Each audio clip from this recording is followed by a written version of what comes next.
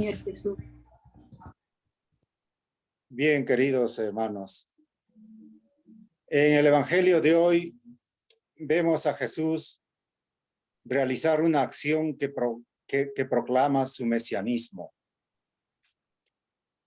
Al igual que la resurrección del hijo de la viuda de Naín, aquí tenemos otra ocasión en la que Jesús responde a la situación de una mujer sin que se lo pidan. ¿Por qué lo hace?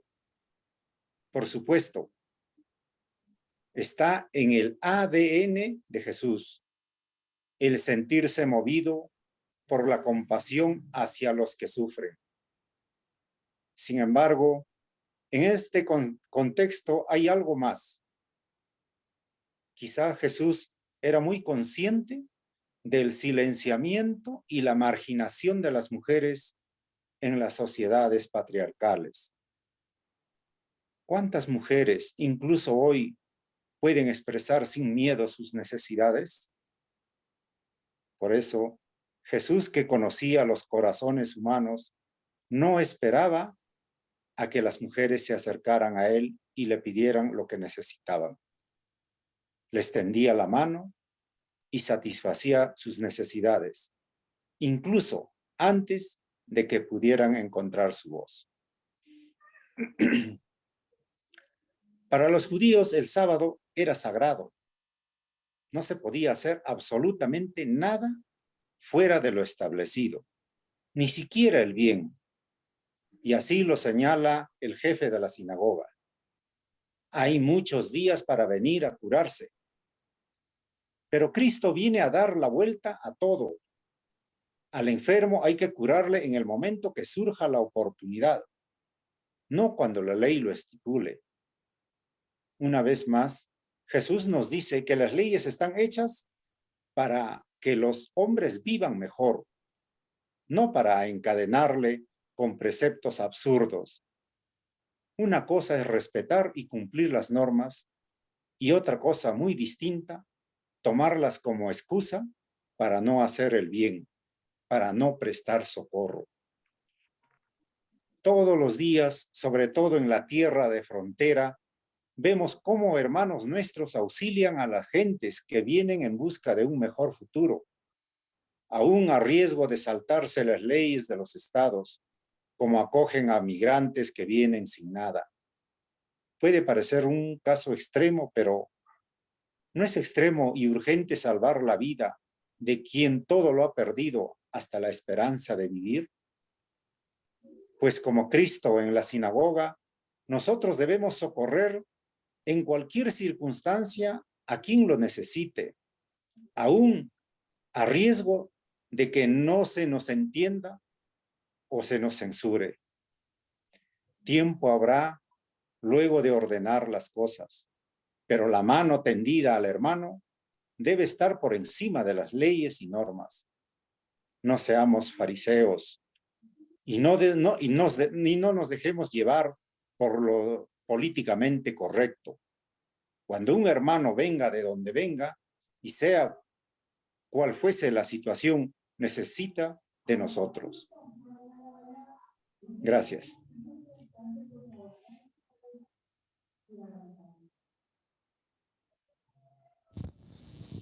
¿Alguna reflexión?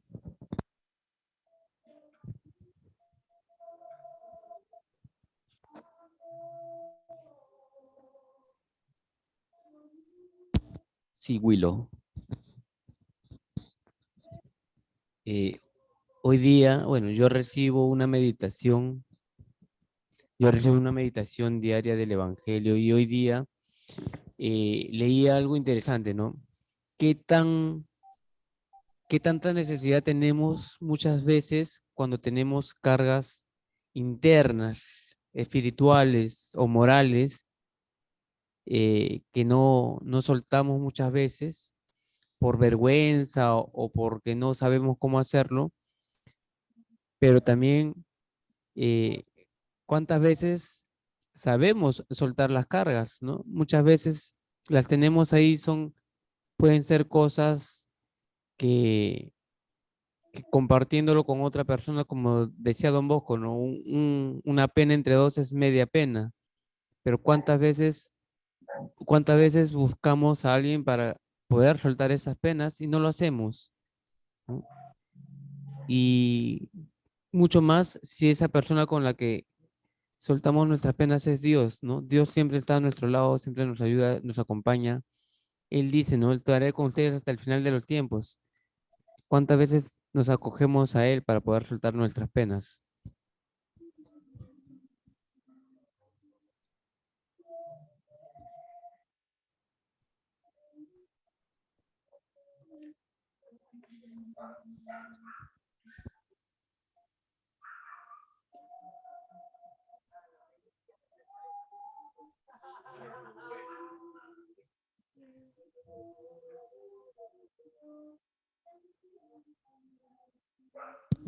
Bueno, un breve comentario. Yo reconozco en el Evangelio de que esta mujer estaba enferma por un espíritu. Entonces, ¿cuántos de nosotros en general, no? Tendremos enfermedades eh, que no sabemos y que o sea, que no sabemos que el origen pudieran ser espíritus malignos y que pues es ahí la necesidad de, yo creo, asistir a las misas de sanación, en la cual teniendo un corazón predispuesto a la obra del Espíritu Santo, pues poder ser liberados, ¿no? Eso hay que tener en cuenta. Repito, de que muchas de las enfermedades pueden ser origen de directa de algún espíritu maligno. Eso es todo, gracias. Yo quería compartir más que nada, una experiencia, ¿no? Propia, en cuanto a cuando uno ve personas enfermas, ¿no? En general, ¿no? Y la experiencia es la que les voy a contar es lo siguiente, ¿no? Que hay personas que, si bien es cierto, se quejan de tener dolencias o enfermedades, eh, muchas veces en algunas personas de estas, no se les pone, el médico no les puede poner un diagnóstico concreto. Es como, bueno, lo que se le llama una enfermedad psicosomática, ¿no? Aunque esto va más allá, ¿eh? Y muchas veces el tema es que esta persona, más que una enfermedad del cuerpo, tiene una enfermedad del alma, ¿no? Porque el alma también se enferma, pero es a la que menos la gente da mantenimiento, ¿no? El cuerpo, para el cuerpo uno hace ejercicios, dieta, ¿no? ¿Qué más? Hace vida sana, respira hondo, sale, ¿no? Todo está muy bien eso. Toma medicamentos, va al médico, saca una radiografía, saca sangre, todo está muy bien. Pero el tema es que muy pocos se dedican también al cuidado del espíritu. Y el cuidado del espíritu incuestionablemente tiene que ver con el acercamiento que tengo con Dios. Y esto es fundamental. ¿Y cómo se manifiestan esas enfermedades? Bueno, de una forma muy singular, ¿no? Sobre todo viene lo que se llama los temas depresivos, sobre todo, sentimientos a veces de culpa, la persona llora y no sabe por qué, cosas así, ¿no? O sea, que no tienen nada concreto, incluso son tratados, pero no dan, digamos, alivio, los tratamientos no dan alivio, ¿no? Y muchas veces, no todas las veces, pero muchas veces ocurre que el tema es más de índole espiritual, ¿no? Así como el cuerpo cuando tiene una enfermedad grita por el dolor o grita de dolor o se manifiesta el dolor a través de todas estas fallas orgánicas, el espíritu grita también, pero se manifiesta con una pérdida del sentido, de la existencia, un sinsabor a la vida y también distintas dolencias que no tienen un arraigo físico propiamente, ¿no? Entonces, esto es muy importante, ¿no? Porque la verdad que desde mi perspectiva, como profesional de la salud, eso lo veo más seguido, ¿no? Que antes, ¿no? La verdad que yo no veía hace tiempo, tanta cantidad de lo mismo, ¿no? Y esto denota un gran aumento en los últimos tiempos de estas necesidades espirituales, ¿no? Eso les quería compartir. No sé si alguien más.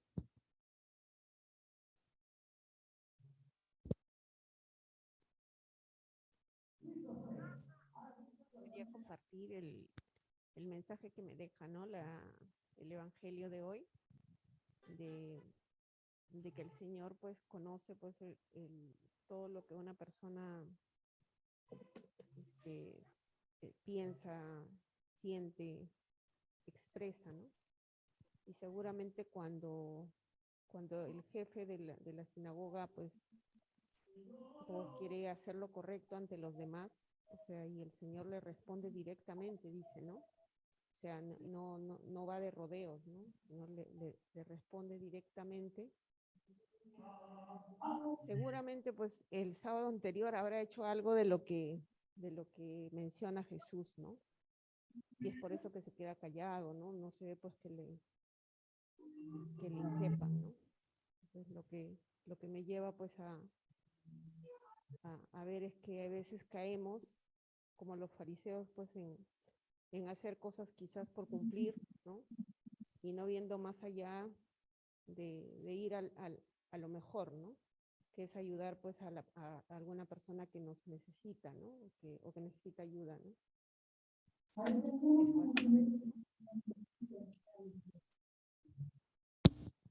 ¿Alguien más? Richard, creo que quieres participar. No, está bien, está bien. Ya. Sí, bueno, yo quería contar una anécdota en la que yo tenía, si bien hoy en día tenemos claro que el domingo es para Dios, ¿no?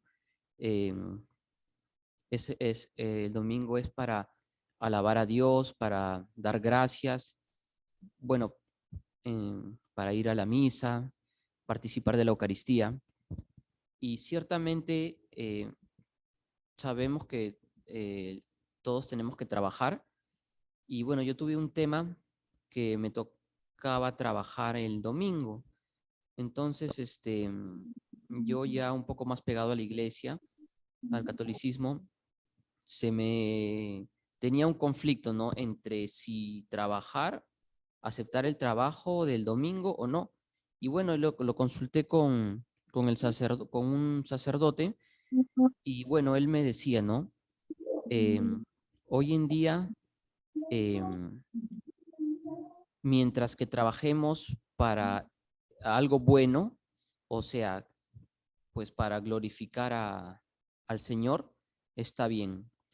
Eh, Esto lo decía porque justamente otro sacerdote nos decía de que no trabajemos los domingos, que el domingo solo puede trabajar la policía, los doctores, prácticamente la primera línea, ¿no? Enfermeros, pero bueno, me quedó claro que mientras que el trabajo que realicemos sirva para alabar a Dios, para pues dar gracias a Dios por lo que nos da, por un día más de trabajo, me quedó claro que podemos hacer la excepción y que, bueno, si en todo caso no podemos asistir a la misa ese día, pues lo podamos hacer de repente el sábado. Eso era lo que les quería compartir. Gracias.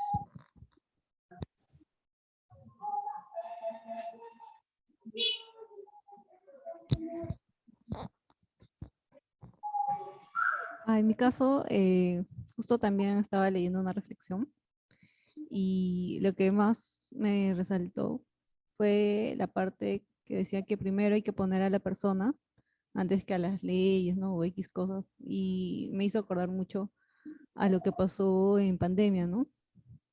La gente fallecía sola, sin sus familiares, a veces los sacerdotes no iban porque no se les permitía, habían poquitos que sí iban, ¿no?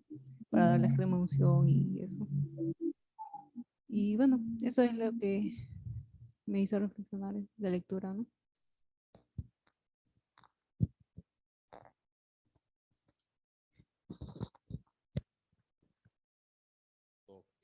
Yo lo que quería aportar era principalmente dos cosas. La primera que es más un detalle, ya que estamos hablando del tema de los legalismos y el día de guardar. Eh, recordemos que los judíos no eran avaros, eran recontra avaros. Y recontra queda poco, porque si leemos el Antiguo Testamento, ¿qué pasó cuando ellos se van de Egipto? Se llevan repletos todo el oro, cargados, a más no poder. Y ese también es el tema del pensamiento judío, siempre está y la cultura en sí misma, ¿no? Hacer más, hacer más, hacer más dinero. Oye, ¿sabes qué? Al menos un día dedícale al Señor, ¿no? Y ese era el tema del sábado, por eso es que no se podía trabajar, no se debía. Ese pensamiento estaba tan arraigados a ellos que bueno, ¿no? Al menos un día debías de dedicarle al Señor. Nosotros no debemos de volvernos legalistas en el que ya, domingo no hay que trabajar sin un sustento. Recordemos también que hay un tema de exégesis en en toda la Sagrada Escritura. Y principalmente creo que el Evangelio lo que intenta decir más que un tema escatológico y espiritual, porque también recordemos que culturalmente los judíos atribuían los males, las enfermedades, o a pecados o a temas espirituales, más no a temas netamente físicos o médicos. Y el Señor lo que está diciendo principalmente, ¿sabes qué? Dejemos los legalismos de un lado. Hay que ayudar a las personas siempre que lo necesiten, cualquier día, cualquier ocasión, en cualquier oportunidad. Solo eso quería aportar, gracias.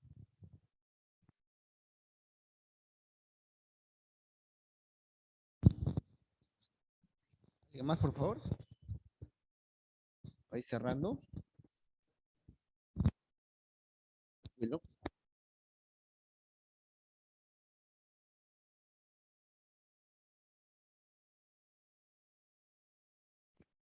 ¿Ahí se escucha? Muy bien. Lo único que quería terminar de aportar es en lo que dijo Manuel, que hay que aprender a santificar el trabajo, ¿no?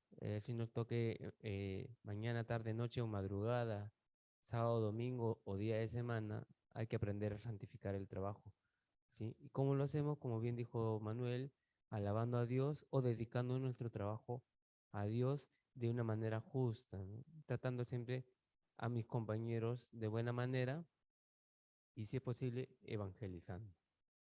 Gracias. Sí, muy bien. Muy bien. Muy bien. ¿Alguien más? Para poder cerrar.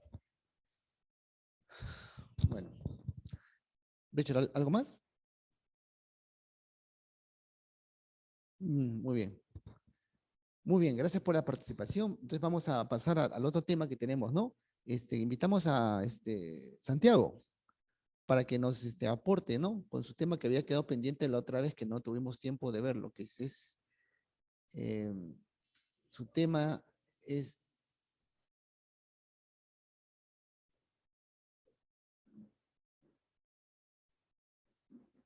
sí, es creo en Jesucristo, ¿no? Así es. A ver, ¿cuál es?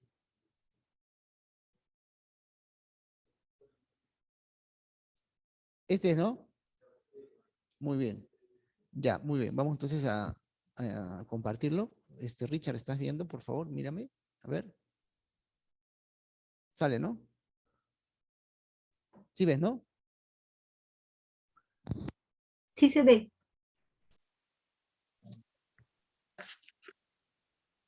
Ya, perfecto. Muy bien, puede empezar. Bueno, mis queridos hermanos, este es un tema sumamente denso. Tratan los misterios de tercer grado, o sea, los misterios teológicos más altos que se pueden encontrar en la Iglesia Católica, que es principalmente la encarnación de nuestro Señor Jesucristo, ¿no? como digo, ¿no? Es un misterio de tercer grado. Eso realmente vamos a conocerlo cuando el Señor nos lo revele, ya cuando estemos en su presencia. Pero vamos a intentar estudiar un poquito, ya que han habido alrededor de 5 siglos de concilios y y, todo un proceso que la iglesia le ha hecho frente a las herejías que se han causado, intentando de interpretar o malinterpretar eh, tanto las escrituras como las creencias. Siguiente diapositiva, por favor, Doc. Primeramente, debemos de analizar por qué Jesucristo se encarnó de María Virgen. Por qué decidió tener un cuerpo físico? ¿Por qué decidió tener un cuerpo físico? Primero, podemos encontrar esta parte en el mismo catecismo, ¿no?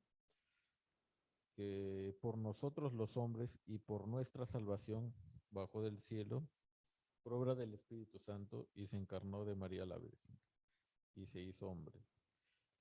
¿Por qué Jesucristo, siendo Dios, decide encarnarse? Para salvarnos del pecado y reconciliarnos con Dios Padre, bueno, con Dios.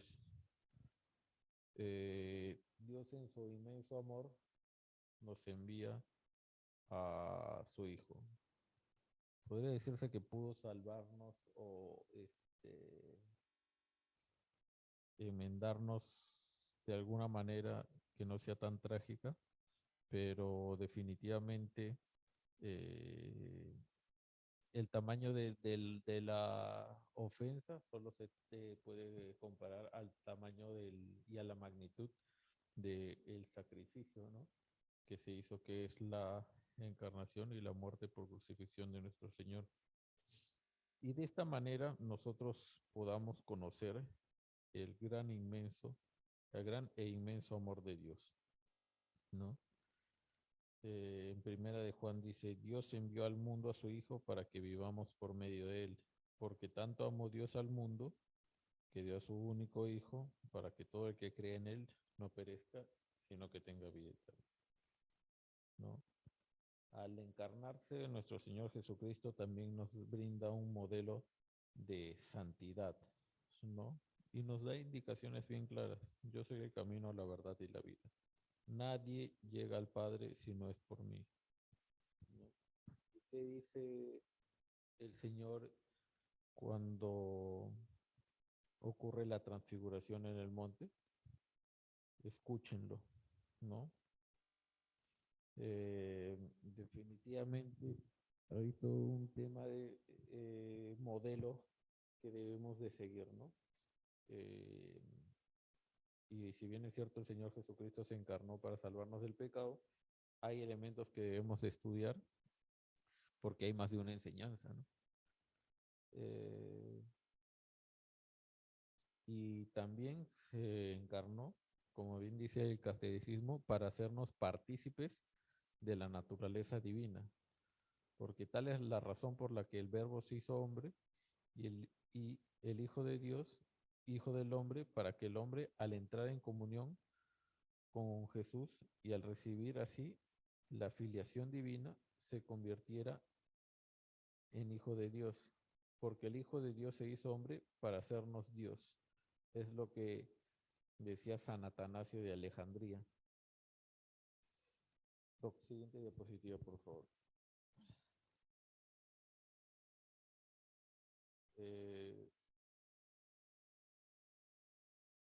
La encarnación. La encarnación, la iglesia llama este hecho a que el Hijo de Dios haya asumido una naturaleza humana para llevar a cabo por ella nuestra salvación.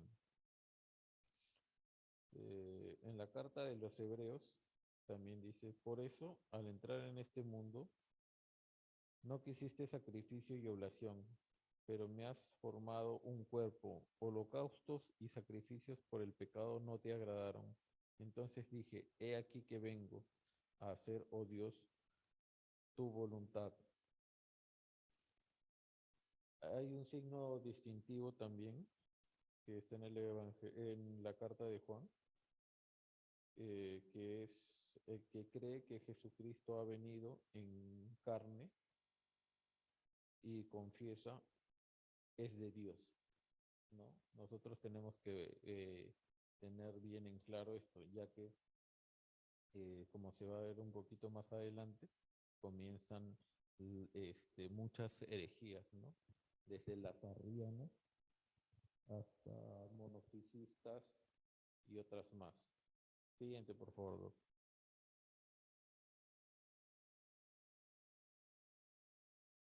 Eh, Jesucristo, verdadero Dios y verdadero hombre. Hubieron diferentes acontecimientos y diferentes líneas de pensamientos. Algunos decían que Jesucristo no era Dios, ¿no? Ya sabemos que algunos piensan, o algunas herejías pensaban que Jesucristo era como un Dios menor, que hasta la fecha de hoy seguimos viendo, o que perdió su naturaleza divina. Otros dicen que perdió su naturaleza humana, ¿no? Y que no era en sí un cuerpo común y silvestre.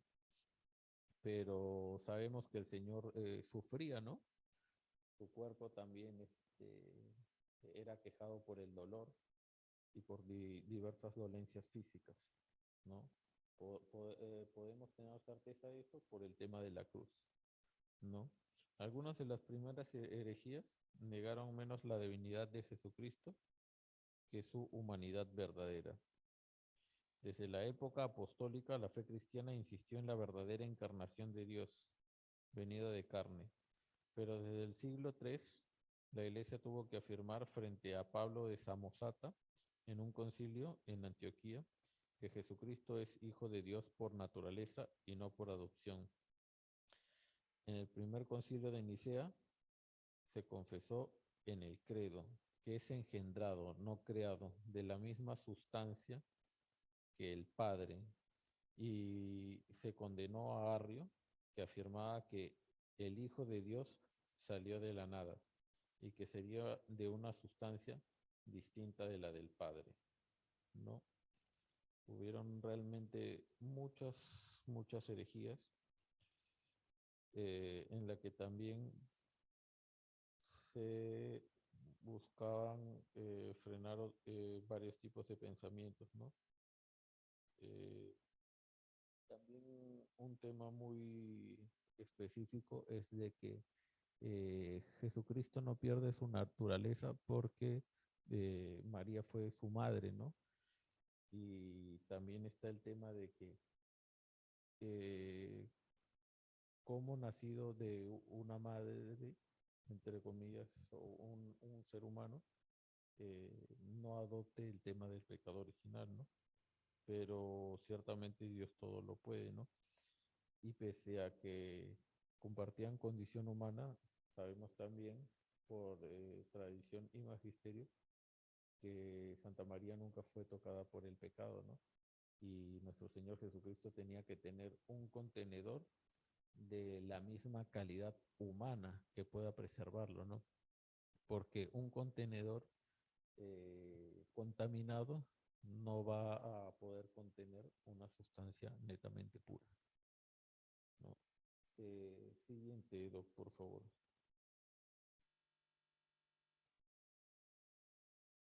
La Iglesia ha llegado a confesar durante siglos la plena realidad del alma humana, con sus operaciones de inteligencia, voluntad y del cuerpo humano de Cristo. Pero también ha tenido que recordar en cada ocasión que la naturaleza humana de Cristo pertenece propiamente a la persona divina del Hijo de Dios que la ha asumido. Todo lo que es y hace en ella proviene de la Trinidad. El Hijo de Dios comunica su humanidad a modo personal de existir en la Trinidad.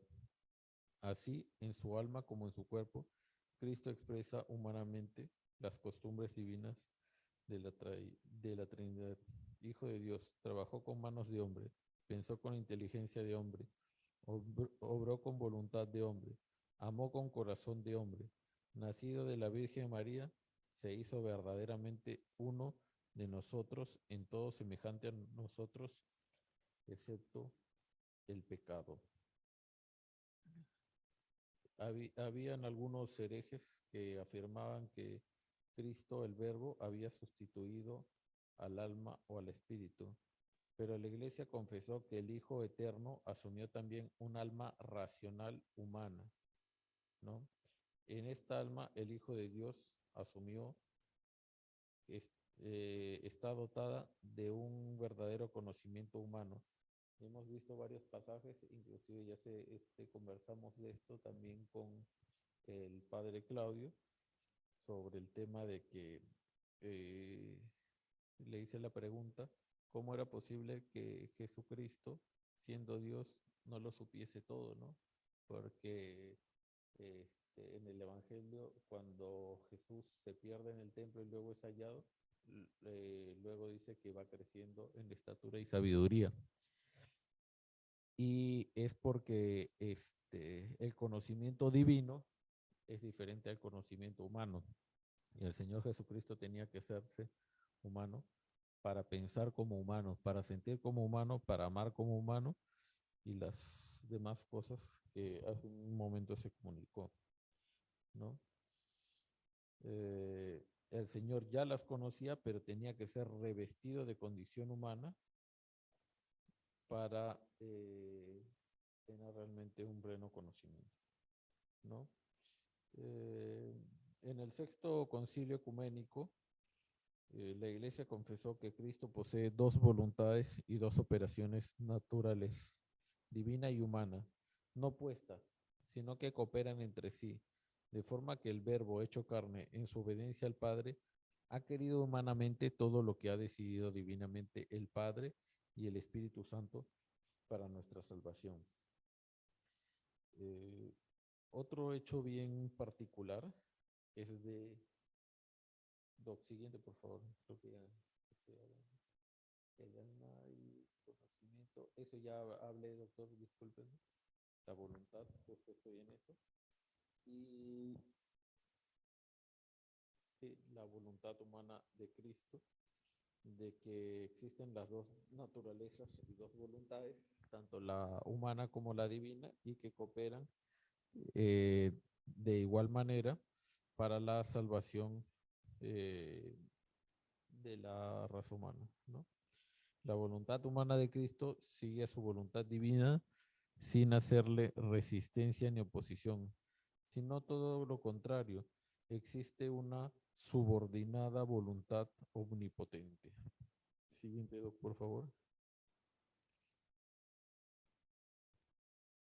En el séptimo concilio ecuménico, la Iglesia reconoció que es legítima la representación en imágenes sagradas. Y creo que esto es bastante importante, ya que Jesucristo, siendo previamente espíritu, y ya sabemos que en el Antiguo Testamento se habla de el Dios invisible, ¿no? Y también en las cartas paulinas se habla del Dios invisible. Pero Jesucristo decidió tener un cuerpo, ¿no? Una imagen.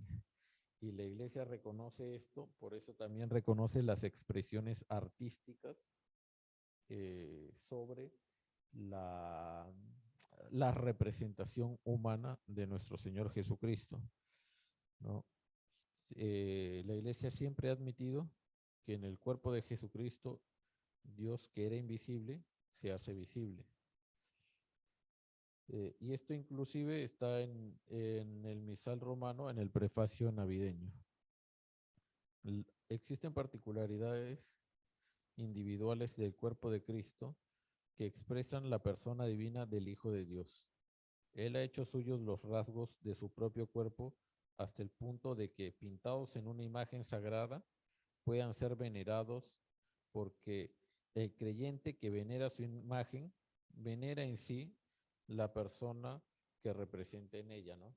Ahora podemos ver, inclusive en esta época, que muchas personas que no son católicos practicantes, pero tienen una fe eh, muy fuerte para el Señor de los Milagros, ¿no? Eh, y creo que es una forma en la que se expresa muy bien esta parte del catecismo, ¿no? La representación física ayuda mucho al tema de la relación que pueden existir, sobre todo en personas con fe no tan madura, ¿no? Necesitan de una transmisión física para poder acercarse al Señor. Últimamente también he estado hablando con muchos vecinos y muchos amigos y son personas que no vienen a misa, no vienen a misa, pero todos comentan de que al menos una vez en octubre van al Señor de los Milagros, inclusive con su hábito, ¿no?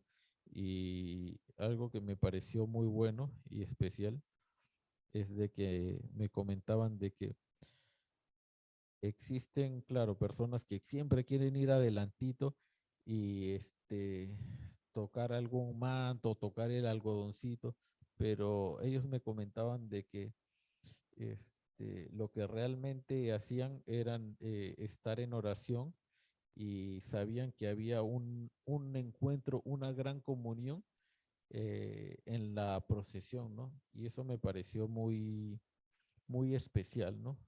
Como les comento, sobre todo para personas que realmente no son practicantes, pero el Señor en su inmensa misericordia de alguna manera manifiesta su amor hacia ellos, ¿no?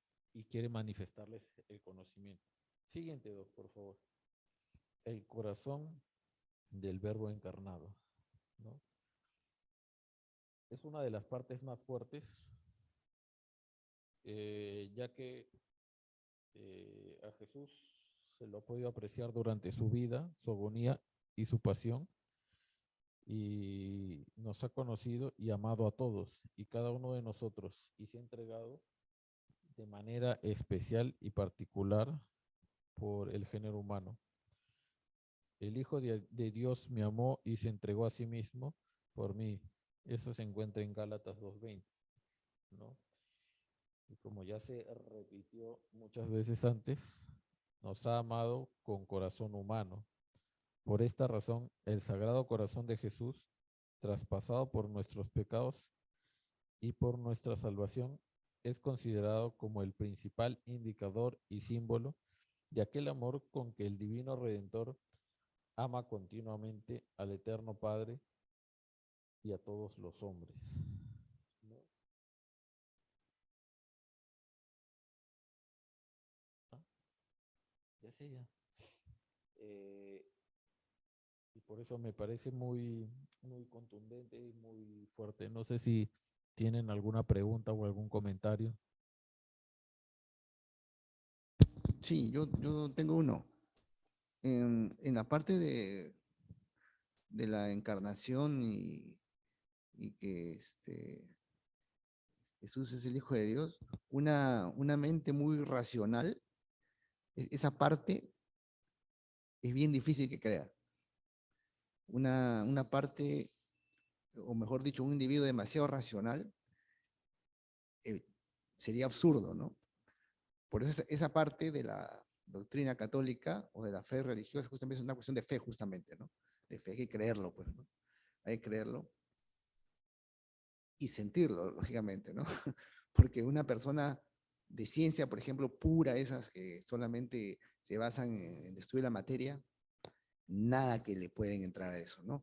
Y me tocó una experiencia con un muy conocido psiquiatra acá en el Perú, y en una de las conferencias, antes de iniciar, ¿eh? Tengo la grabación todavía, diciendo, yo no sé cómo algunos pueden creer, ¿no? Refiriéndose a Jesús, que creen de que Dios nace de un ser humano, ¿no? Así, de frente. Entonces, ese es un ejemplo, ¿no? Entonces, por eso hay que alimentar la fe, ¿no? Para poder incluso paliar esas dudas que a veces tenemos. ¿Cuántas veces nosotros, cuántas dudas nos invaden muchas veces acerca de la doctrina católica? Y tenemos que estar convencidos justamente con esa comunión con Dios constante para poder afirmar la fe, ¿no? Porque la fe por sí sola no puede venir, ¿no? Eso quería aportar, gracias.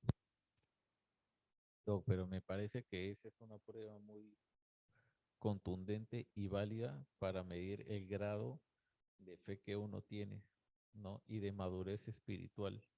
Porque definitivamente una persona que viene, eh, no sé si decir con esa malicia, pero probablemente con ese nivel de cuestionamiento, no está abierto a recibir una explicación religiosa y racional, ¿no?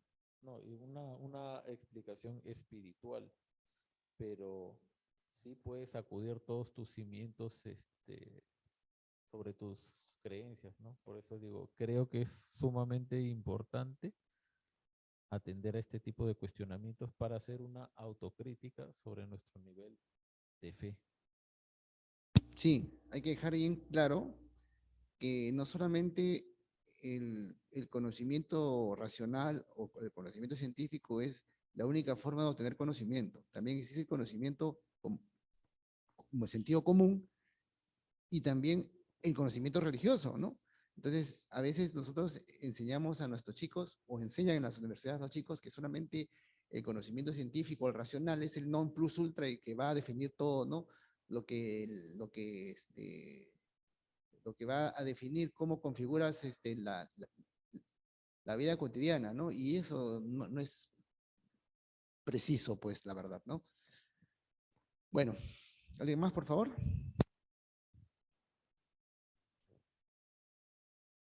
Con respecto a ese tema, yo hago otra pregunta.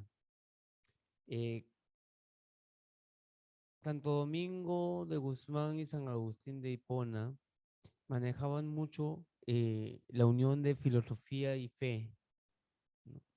Y yo me pregunto cómo ellos han demostrado ese misterio a través de la filosofía, ¿no? Porque ellos eran muy pegados a la filosofía griega y a través de eso han hecho mucho, ¿no? Lastimosamente no he leído muchos libros de ellos, pero sé que ellos han, se han sumergido para poder demostrar mucho de la fe a través de la filosofía.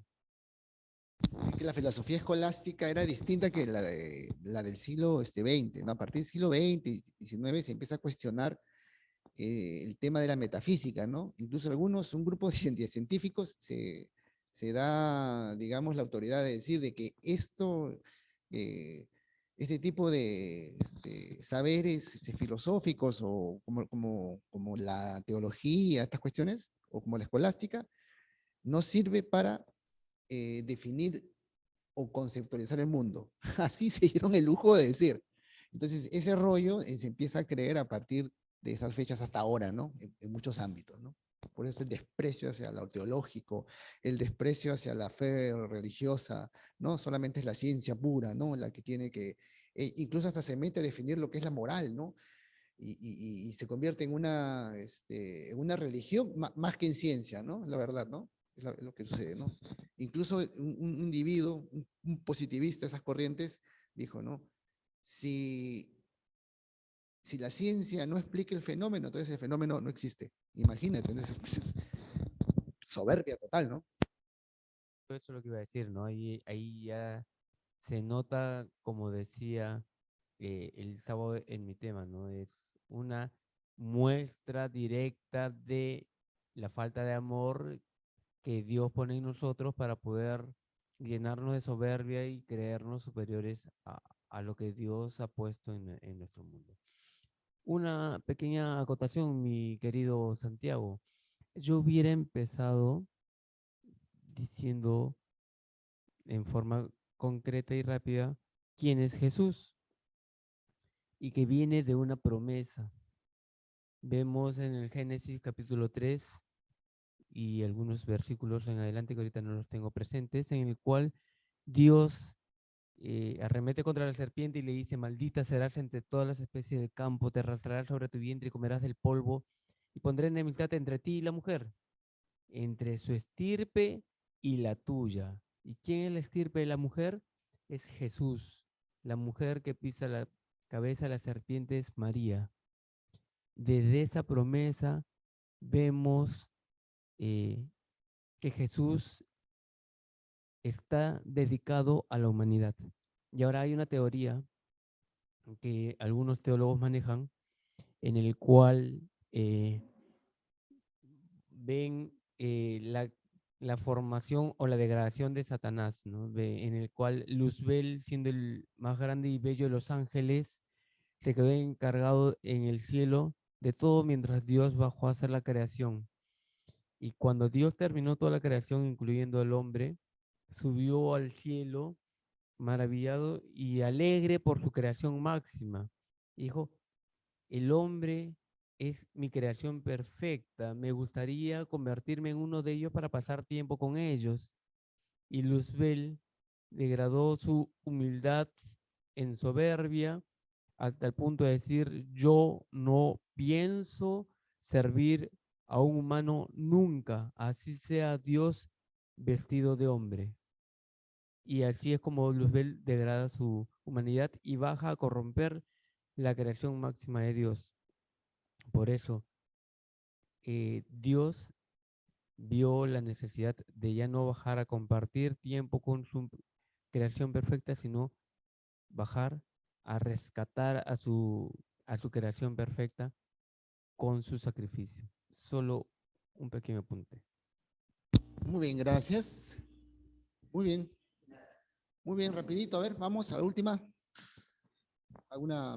Bueno, lo primero que tenía que decirle a nuestro estimado señor Wallace, cuando comenzó a hablar sobre de que se debía de comenzar por el Génesis, eso ya lo habíamos tocado, nomás quería decirle, pues, solo que él todavía no venía.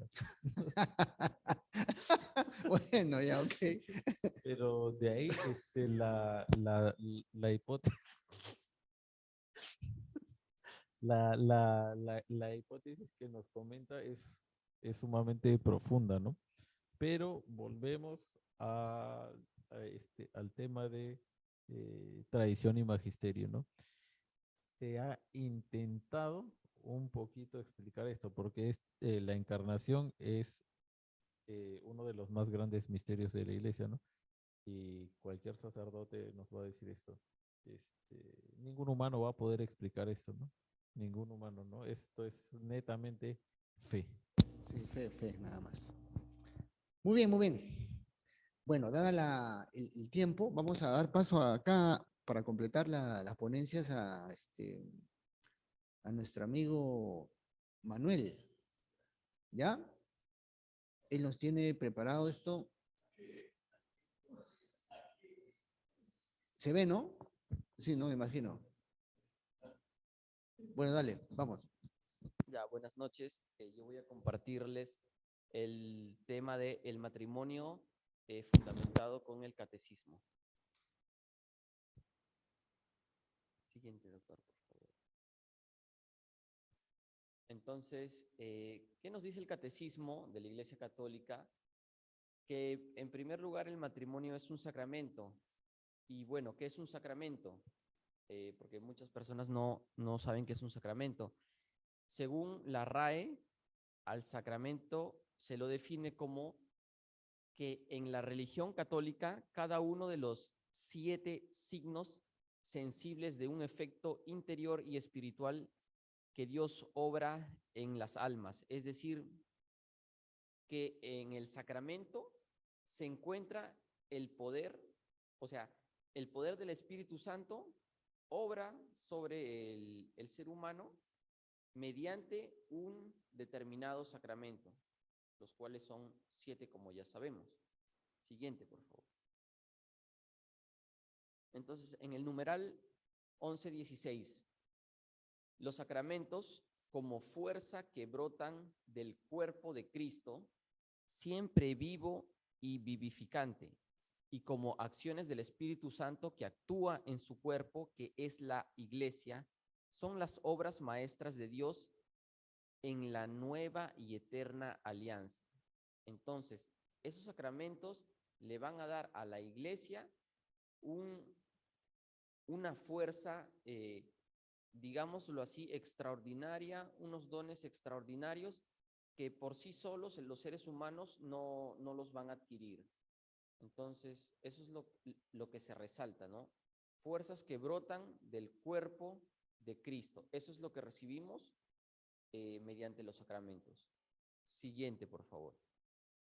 Y ahora sí entramos al matrimonio como tal. En el numeral 1601.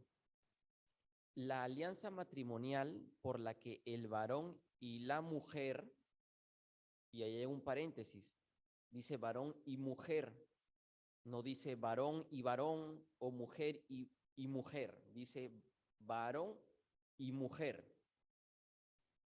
Nada más.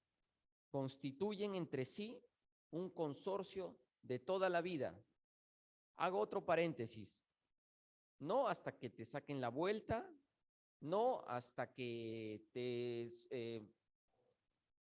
pues te aburras, no hasta que encuentres defectos en la persona, no hasta algo.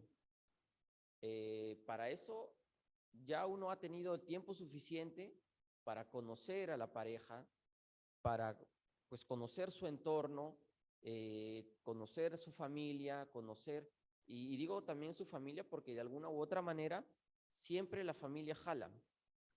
A pesar de que sabemos de que las personas casadas pues tienen una relación ellos dos nada más, pero siempre van a verse influenciados por las familias. Entonces, repito, esto es algo que es para toda la vida. Y continuando. Anterior, ya. Entonces, por la que el varón y la mujer constituyen entre sí un consorcio de toda la vida, ordenado por su misma índole natural al bien de los cónyuges y a la generación y educación de la prole. Fue elevado por Cristo nuestro Señor a la dignidad del sacramento entre bautizados. Bueno, aquí ya entra la palabra entre bautizados. Podemos decir que esto vendría a ser un requisito indispensable para que varón y mujer adquieran el sacramento del matrimonio. Siguiente, por favor. En el numeral 1604, ciertamente estoy señalando un fragmento.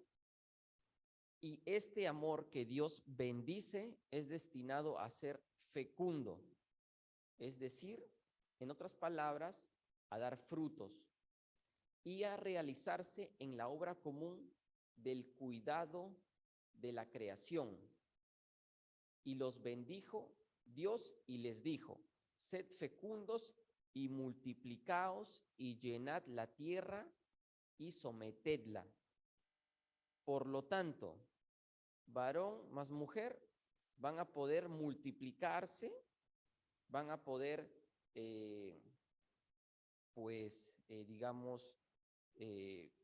tener pues descendencia, y como dice, ¿no? Para llenar la tierra y sometedla. Entonces, aquí también viene un asunto bastante controversial que hoy en día está, pues, es tendencia, pues, que personas del mismo sexo, pues, quieren tener un matrimonio. Ciertamente son nuestros hermanos, hay que quererlos, hay que entenderlos, hay que, pues, con nuestras obras, con nuestro enseñarles, evangelizarlos, y también con nuestras obras, pues, mostrarles que los podemos amar e invitarlos de esa manera a la conversión, ¿no? Eso en general, ¿no? Para todos los hermanos, invitarlos a la conversión. Ciertamente ellos no van a poder tener un matrimonio porque ellos no van a poder multiplicarse. A pesar de que con la ciencia hoy en día se quiere de alguna u otra manera modificar al ser humano para que quizás un hombre pueda embarazarse, ¿no? Pero Dios no bendice esto, Dios no quiere esto. Siguiente, por favor. En el numeral 1605, la Sagrada Escritura afirma que el hombre y la mujer fueron creados el uno para el otro. En ese sentido, ambos van a complementarse, se van a apoyar, se van a, en unión, van a crecer, creados el uno para el otro. No es bueno que el hombre esté solo. La mujer, carne de su carne, su igual, la criatura más semejante al hombre mismo, le es dada por Dios como un auxilio. Resaltemos y analicemos un poquito este fragmento, ¿no? Es dada por Dios como un auxilio. Hoy en día vemos muchos problemas en las relaciones, tanto ya sea de hombre y mujer, ¿no? Relaciones sumamente tóxicas, relaciones que degradan a la persona, que perjudican a la persona, ya sea en lo que es la salud mental, la salud física. Vemos también situaciones en las que se llegan a cometer asesinatos, pues digamos de que pues el hombre mata a la mujer también puede ser el caso que mate al hombre. Entonces, en ese caso ya no vendrían a ser un complemento, ni mucho menos un auxilio. Sería pues todo lo contrario, ¿no? La anterior, por favor. Entonces, en el sentido en el que Dios nos presenta, en este caso, ¿no? A la mujer como un auxilio, representando así a Dios que es nuestro auxilio, de alguna manera para hacer, digamos, feliz al hombre y en ese tránsito también feliz a la mujer y pues que la pareja sea una pareja pues que finalmente redundando, ¿no? Sea feliz. Siguiente, por favor. En el numeral 1606, en todo tiempo la unión del hombre y la mujer vive amenazada por la discordia, el espíritu de dominio, la infidelidad, los celos y conflictos que pueden conducir hasta el odio y la ruptura. Y esto se ve muy, muy a menudo. Ya el respeto se pierde en la pareja, en los matrimonios ya, bueno, se pierde el respeto, se pierde el amor, y también esto se ve esto ayudado de alguna u otra manera por el entorno en que uno vive, ¿no? Siempre van a haber tentaciones y yo creo de que el demonio siempre va a querer perjudicar a la familia, siempre va a querer destruirla, y bueno, ciertamente, ya que es un sacramento que es para toda la vida, pues qué gustazo se debe dar el demonio cuando rompe o atenta o intenta atentar contra este sacramento. Siguiente, por favor. Numeral 1607. Según la fe, este desorden que constatamos dolorosamente no se origina en la naturaleza del hombre y de la mujer, ni en la naturaleza de sus relaciones, sino en el pecado. Entonces, no podemos excusarnos diciéndonos que, bueno, la naturaleza del hombre, por ejemplo, es que, pues por las hormonas, o quizás también de la mujer, ¿no? Pues se vean seducidos o se vean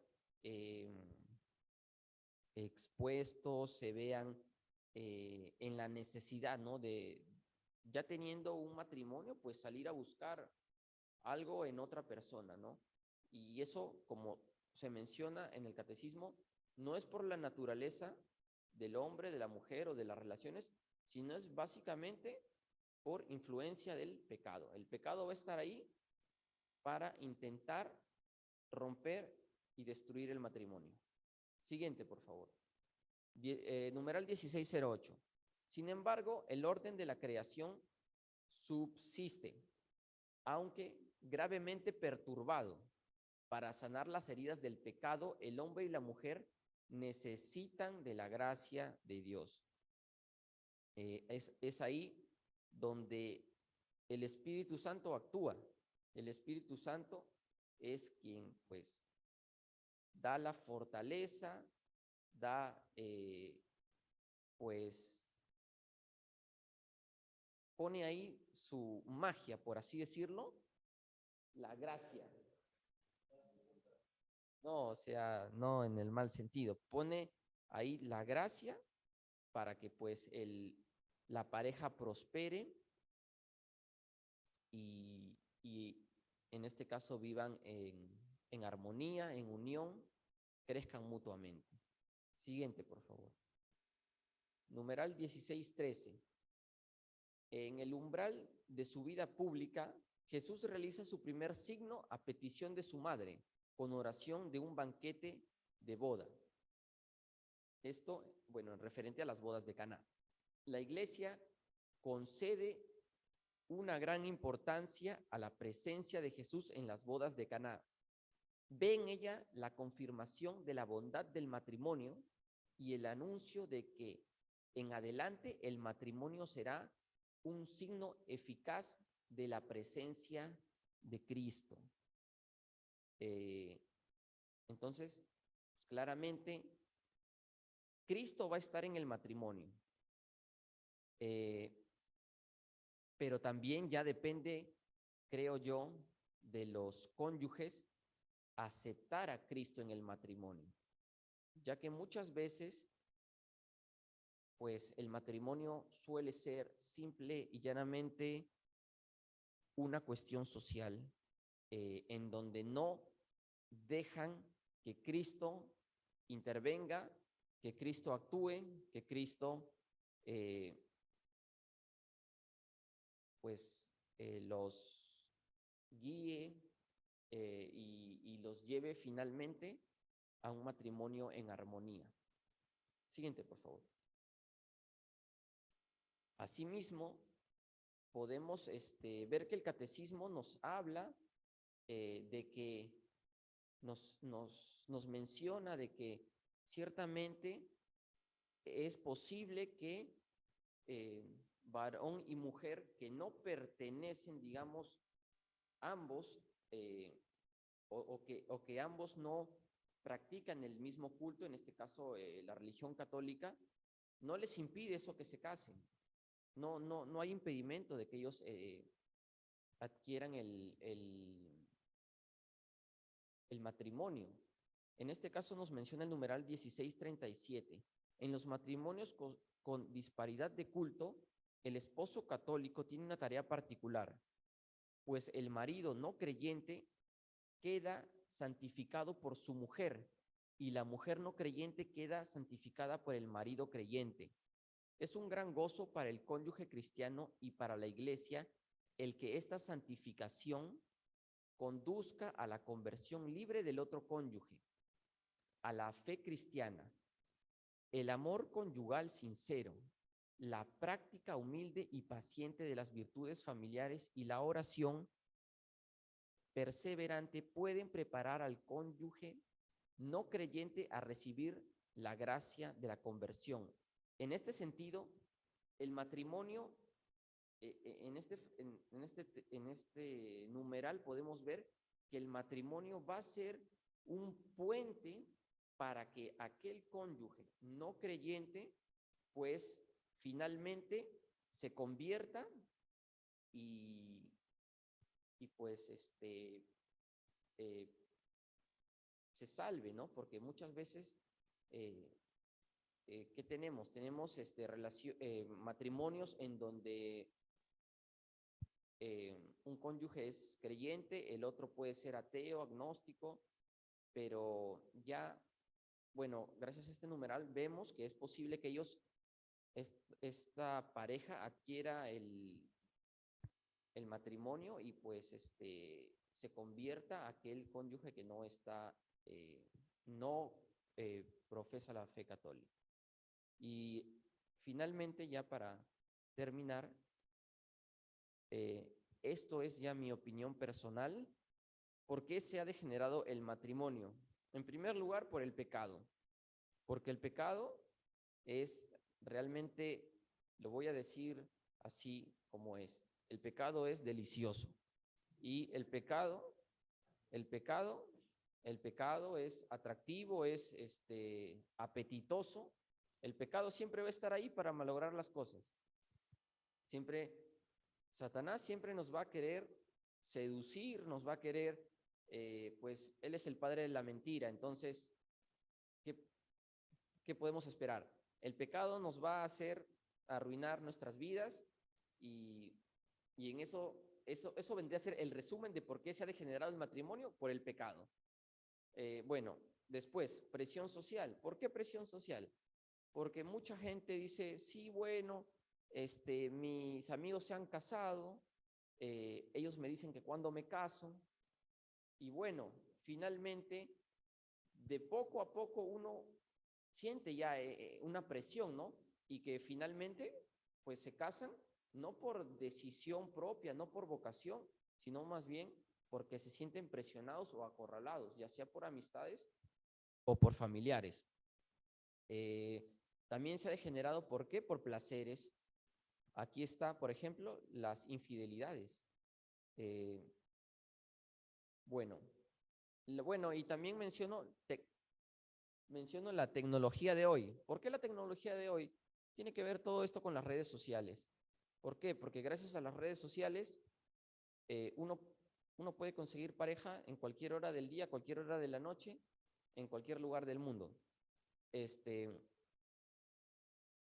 Entonces, esto realmente atenta o es digamos, lo voy a decir así, es un bocadillo delicioso que nos invita a entrar a pecar, claro que sí, a pecar, y arruinamos nuestro matrimonio, y ya lo vamos arruinando poco a poco, ¿no? Que finalmente ya uno pues ya lo único que quiere es, digamos, conseguir otra pareja o bueno, divorciarse y bueno, todo se va al tacho. Asimismo, un escaso temor de Dios, porque ciertamente si uno tiene temor de Dios, pues va a pensar las cosas mucho, mucho, mucho antes de caer en el pecado. Yo no digo que el pecado no va a jalar, el pecado va a jalar, pero el temor de Dios nos va a ayudar a, pues, controlar y, digamos así, frenarnos, discernir y realmente darnos cuenta de lo que es mejor, no para mí, porque cuando uno ya está en matrimonio, ya es una sola carne. Entonces, es ya para el bien común de una sola carne. Y si yo soy una sola carne, pues yo no voy a autolesionarme, por así decirlo, ¿no? No voy a atentar contra mi matrimonio porque lo estoy haciendo contra mí mismo. No voy a atentar contra mi cónyuge porque lo estoy haciendo contra mí mismo. Finalmente he mencionado que otro punto que degenera el matrimonio es el ejercicio del albedrío o libre albedrío, que la RAE lo define como la potestad de obrar libremente tras la reflexión y elección, que no necesariamente esa reflexión va a ser una reflexión adecuada o coherente con mis principios, simplemente que puedo yo determinar que, yo deseo hacer algo y es mi elección, lo hago y punto, y al final termino malogrando mi matrimonio, ¿no? Pero ese libre albedrío también es causa de, pues, que el matrimonio se dañe. Y ya con eso termino y, bueno, quedo atento a algunas preguntas Muy bien. y comentarios. Gracias. Muchas gracias, Manuel. ¿Alguna intervención breve, porque ya estamos en la hora, por favor? Breve, por favor. Muy breve.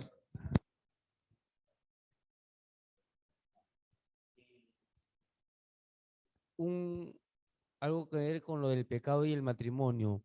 Una vez un sacerdote nos comentó algo parecido a lo que Manuel estaba diciendo.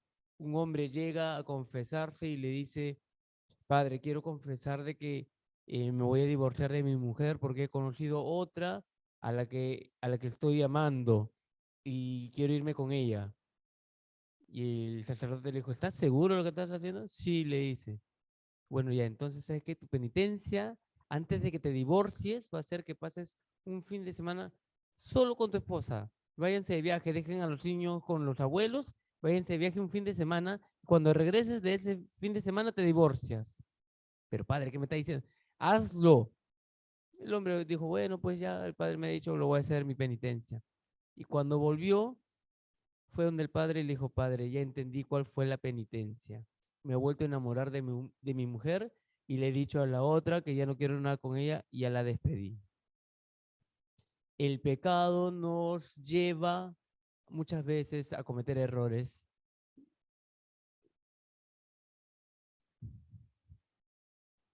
Inadecuado tu comentario.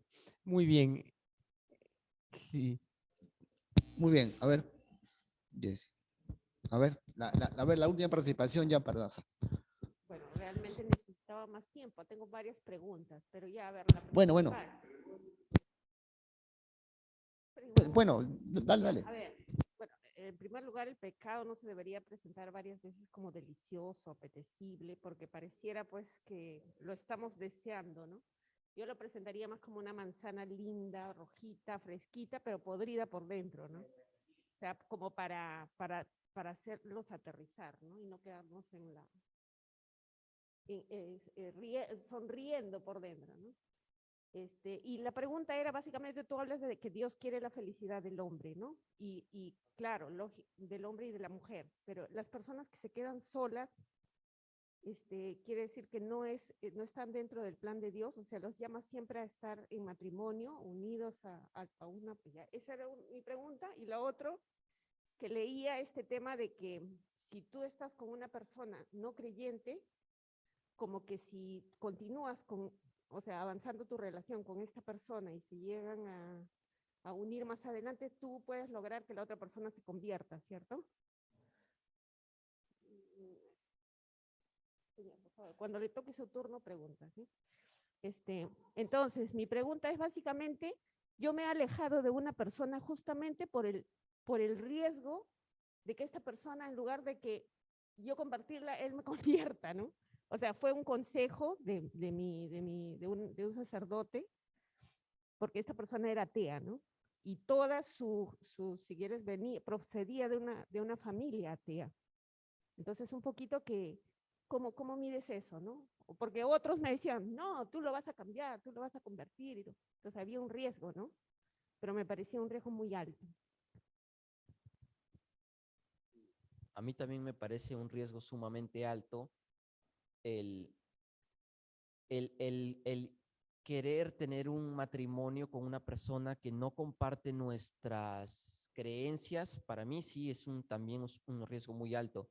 Ciertamente el catecismo nos dice de que la persona no creyente se puede convertir, pero yo creo que eso ya depende de Dios.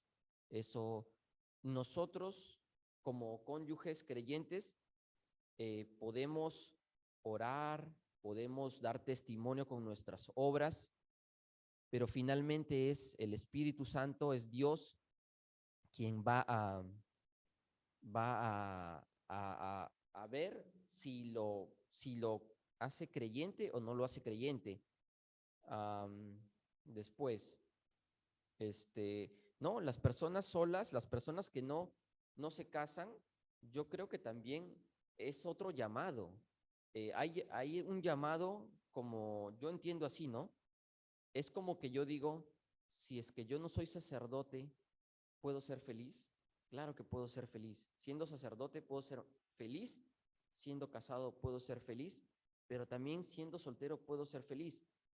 Y en lo que es la soltería, yo creo que pues puedo hacer grandes cosas, ¿no? Con el prójimo para resaltar mi vida espiritual. Yo doy un ejemplo, ¿no? Los apostolados. Yo no necesito de repente, si es que mi llamado no es el matrimonio, mi llamado puede ser apostolados, puede ser ayudar a ancianos, ayudar, por ejemplo, ancianos que están solos, que están abandonados. Pues que eso es común, ¿no? Ancianos que pues los dejan en las casas mal llamadas casas de reposo, y yo creo que cualquier, y ya para terminar con la pregunta, ¿no? No necesariamente la felicidad va a estar en el matrimonio. Ciertamente Dios nos quiere felices en todas las condiciones, pero si mi llamado no es el matrimonio, yo soy hijo de Dios y también Jesucristo, Dios Padre, me quiere feliz. Esa es mi respuesta, hermana. Yo quería contribuir un ratito a lo que has dicho. Eso me dijo un sacerdote una vez. Dice, la persona que, bueno, por lo visto es llamado a la soltería, uno puede ser feliz y agradar a Dios, ¿no? Desde esa perspectiva, ¿no? No hay problema. Pero también es importante que la persona soltera en algún momento analice, reflexione, haga discernimiento si es que también tiene alguna vocación religiosa, por si acaso. Por si acaso. Lo otro es que yo he tenido compañeras que bueno, yo estoy extranjero, estoy extranjero, como ustedes saben, y algunas de ellas se casaron con musulmanes. De una amiga específica del colegio, ella es odontóloga, se casó con un musulmán de Marruecos. Ella se supone que era católica, ¿no? Pero era los católicos, digamos, bastante laxos, ¿no? Por no decir que no iba a misa, mejor dicho. Y estas historias, yo he observado que ante una religión tan fuerte como ¿no? la del Islam, realmente terminan a ella convirtiéndola, ¿no? Así es. En el caso del Islam, porque es muy fuerte, ¿no? Porque en el caso del hombre musulmán es machista y ni hablar, no quiere que ella vaya a influenciar en la fe de los hijos, ¿no? Eso quería decir. Hace tiempo en Pax vi la historia de Cáritas, ¿ya?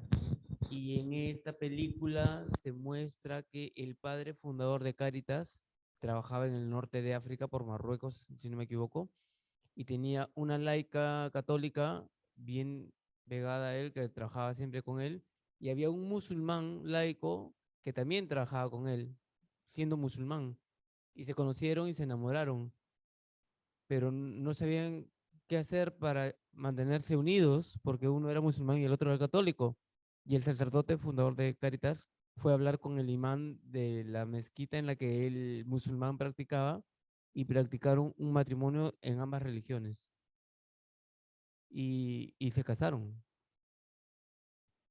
Y al final, bueno, cada uno mantiene su fe y la crianza de los niños al final van a crecer con ambas religiones, con ambas ideas, y cuando sean mayores, los niños o los hijos deciden a cuál de ambas van.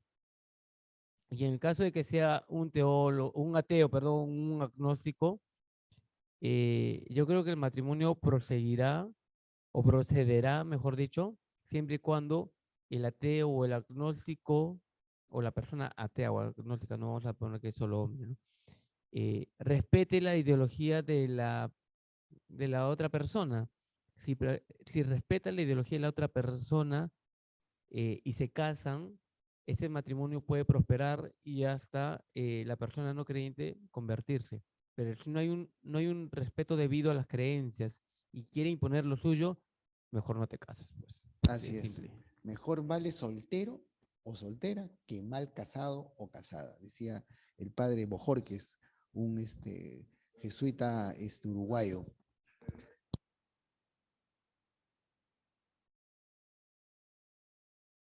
Así es. Bueno. Muy bien. Muy bien, muchachos. Nos hemos excedido. Yo creo que vamos a tener que modificar la forma de cómo llevamos esto, porque creo que siempre nos falta tiempo. Sí, es cierto, es cierto. Bueno, ahora les digo la idea. En todo caso, vamos a pedir que Richard, por favor, cierre la reunión, que ya es tardecito. Richard, por favor, disculpa. Richard, si estás ahí, por favor, puedes cerrar la reunión. No te escucho. Richard, ¿me escuchas? Sí, sí. Bueno, entonces culminamos nuestra reunión con una oración. En el nombre del Padre, del Hijo, del Espíritu Santo. Amén. Oh Dios, Padre nuestro, venimos a ti con toda humildad, mientras reconocemos nuestros fallos y ahora buscamos tu perdón. Enderézanos, Señor. Levántanos, recréanos y cólmanos con tu amor. Haz que sepamos alzarnos unos a otros y darte gracias. Dios nuestro, vivo y misericordioso, por medio de Jesucristo nuestro Señor. Amén. Amén. En el nombre del Padre, del Hijo y del Espíritu Santo. Amén. Amén. Bien, muchas gracias, Richard. Gracias, Carmen. Gracias, Luz. ¿Ya? Gracias. Nos vemos la Gracias. siguiente. ¿Ya? Cuídense muchísimo. Dios los bendiga. Hasta luego. Chao. Chao, chao. Miren cómo se despiden todos. Chao, chao, chao. Cuídense. Chao, chao chicos. Chao.